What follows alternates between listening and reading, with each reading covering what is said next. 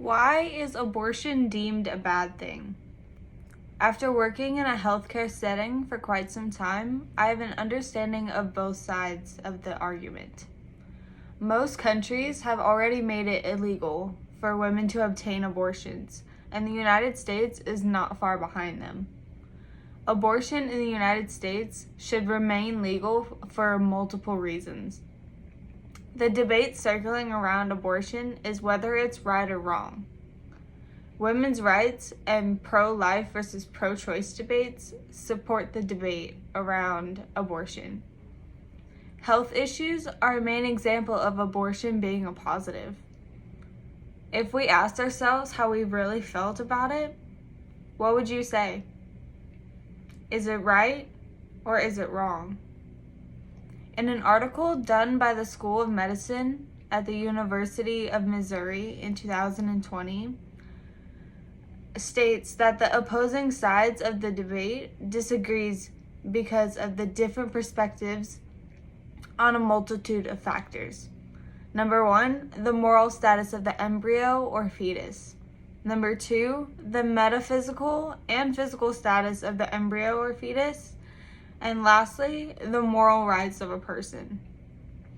Also, in that same article, it states the reasons in support of abortion. Pro-choice individuals give reasons such as the child having a significant potential for an impairment, such as Down syndrome or a disease that won't last long. Also, the child could be born into an unstable environment. Or the mother will die from a closet abortion if driven underground. And lastly, the basic freedom of a woman to determine the course and the use of her own body to support the argument. Now, the main evidence behind the argument is women's rights and the pro-life versus pro-choice debates. According to an article done by Human Rights Watch in 2020, a woman's ability to access safe and legal abortions is restricted in law or in practice in most countries of the world. And even in places where abortion is permitted, women have little to no access to safe abortions. Pro-life arguments circle around one piece of evidence. Fetuses are human beings. In an article done by the Minnesota Citizens Concerned for Life organization in 2020, states the view of pro-life can be summarized as the unborn is a human being. All human beings have human rights, which include the right to not be intentionally killed, and therefore the unborn human being has a right. On the other hand of the debate, the pro-choice movement circulates around the mother and her rights. Caitlin Borgman and Catherine Weiss wrote an article on the moral defense of abortion, and it states that women should have control over their own bodies. If we make abortion illegal, it strips a woman of her right to decide for her own body, whether she wants to continue with a pregnancy or not. The pro-choice argument dates back to Roe versus Wade, where it established a constitutional right to abortion. The debate doesn't stop at the mother's rights to her body. Health issues are an important deciding factor for an abortion. In some cases, abortion is the only answer in a life-threatening pregnancy. For example, women that experience an ectopic pregnancy. An ectopic pregnancy is when a fertilized egg attaches itself outside of the uterus and basically begins to grow, and this is located commonly in the fallopian tubes. As the pregnancy progresses, the fallopian tube may rupture, which can cause internal bleeding, which in endangers the life of both the fetus and the mother. A woman from the United Kingdom experienced an ectopic pregnancy in 2016.